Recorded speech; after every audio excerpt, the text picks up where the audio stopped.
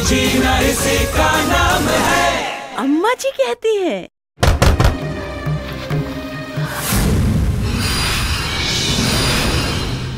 इंदु, इंदु बेटे। अरे अरे अरे अरे, आजा आजा आजा आजा, अंदर आजा। संभल के संभल के संभल के चल। बैठ बैठ बैठ बेटी। अम्मा जी, मैं घर नहीं जाऊंगी, नहीं तो वो मेरे बच्चे को मार डालेंगे। अरे कौन मार डालेगा? मैं तुझे कह रही हूँ ना, डरने की कोई बात नहीं है। तू बस मुझे पूरी बात बता। अम्मा जी, मेरे वो रमेश, तेरा आदमी? हाँ, वो और मेरी सास चाहते हैं कि मेरा बच्चा उनकी दाई के हाथों ही हो। वो आज दाई को बुलाकर भी लाई थी, फिर देर तक मेरी सास की उनसे बात भी हुई। अम्मा जी, मेरी सास ने मुझे नर्स बहन जी से मिलने के लिए भी मना किया है। मैं अपने बच्चे को अस्पताल में ही जन्म देना चाहती हूँ अम्मा जी। मेरी माँ ने मेरा पहला बच्चा भी अस्पताल में ही कराया था। हाँ इंदु बेटे, ये सही भी है।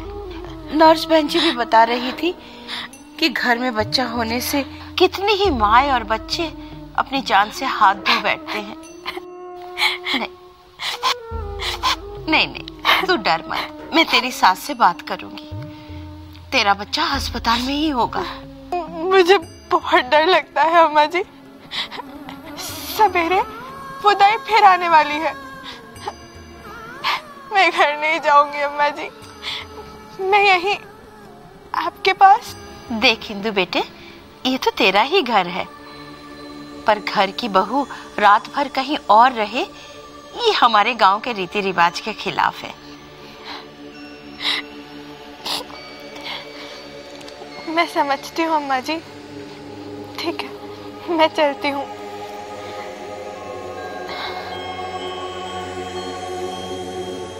रुक तो, अब इस वक्त कहाँ जाएगी? तेरा घर तो गांव के दूसरी छोर पर है। अब रुक जा यहीं, सवेरे मैं खुद तुझे छोड़कर आऊंगी। तेरी सास मेरी छोटी बहन जैसी ही तो है। अब चल, अंदर चल।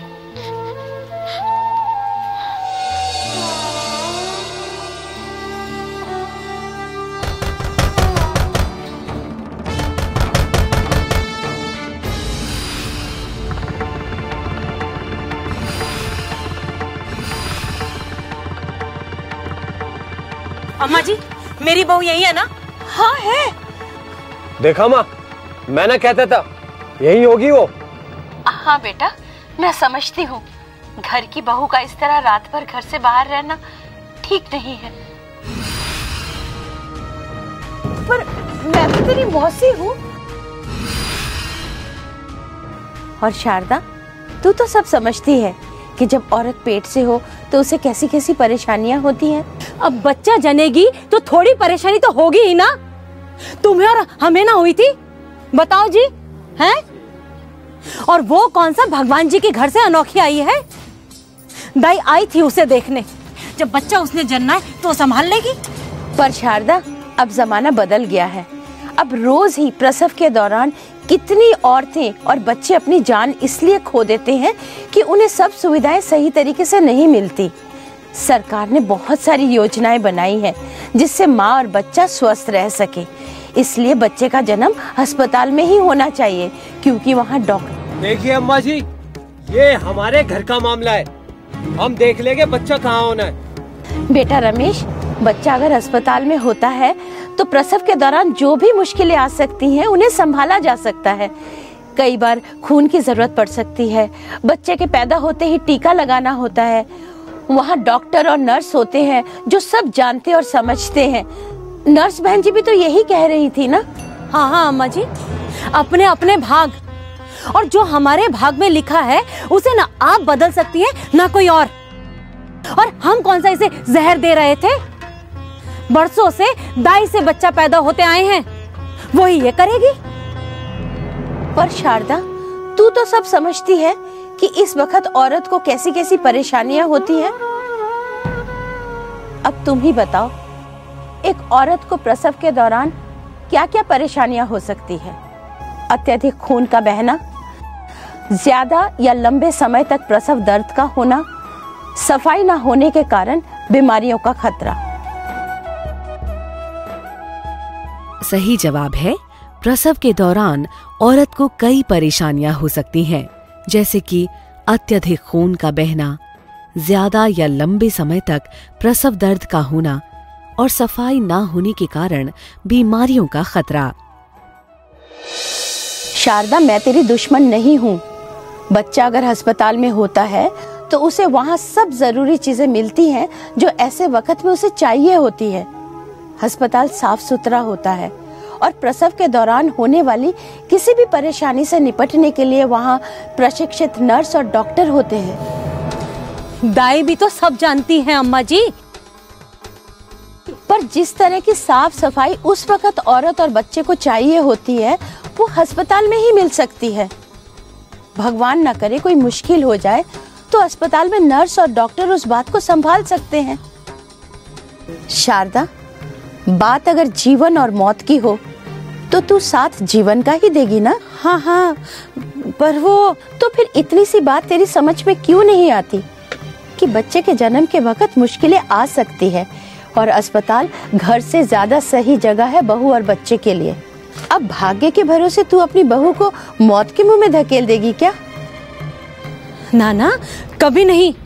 अरे बहू से ही तो मेरा परिवार आगे चलेगा, उसे मैं ऐसे कैसे? तो बस फिर अब जिद छोड़ और बहू की बात मान और सवेरे ही नर्स बहन जी के पास जाकर बाकी की सब बातें समझ ले। और रमेश बेटा, अब तो सरकार अस्पताल में बच्चे करवाने के पैसे भी देने लगी है। जननी सुरक्षा योजना है। तेरे ना तो पैसे लगेंगे, बहू और बच्चा सुरक्षित रहेंगे और पैसे मिलेंगे सो अलग। अब तुम भी मुझे बता दो कि अस्पताल में प्रशिक्षित हाथों से बच्चे पैदा होने के क्या क्या फायदे हैं। खतरे के लक्षण पहचान के तुरंत इलाज कर सकते हैं, कोई संक्रमण ना हो ये सुनिश्चित कर सकते हैं, 5 सफाइयों का वो ध्यान रखेंगे और खून की जरूरत हुई तो वो संभाल सकते हैं। सही जवाब है, अस्पताल में प्रशिक्षित हाथों से बच्चे पैदा होने के कई फायदे हैं। खतरे के लक्षण पहचान के तुरंत इलाज किया जा सकता है, माँ और बच्चे को कोई संक्रमण ना हो ये सुनिश्चित कर सकते हैं, प्रसव के दौरान 5 सफाइयों का वो ध्यान रखेंगे और अगर खून की जरूरत हो तो वो संभाल सकते हैं। क्यों शारदा, अब तो तू सब समझ गई ना? अब बुला उसे, चल घर चल और कह दे उसे कि प्रसव अब अस्पताल में ही होगा। इंदु, इंदु बेटे,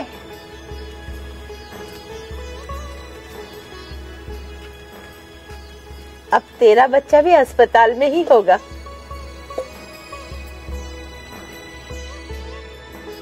अरे अब जाने से पहले जरा इनकी बात तो सुनती जा। नमस्कार, मैं रवीना टंडन आपसे कुछ कहना चाहती हूँ। आप भी ये बात अब हमेशा के लिए समझ लीजिए कि बच्चे का जन्म अस्पताल में ही होना चाहिए। इससे किसी और का फायदा कम और आपका ज्यादा होगा और अब तो आपको वहाँ कोई पैसे भी नहीं खर्च करने पड़ते। तो कीजिए मुझसे वादा कि हर बच्चे का जन्म बस अस्पताल में ही होगा।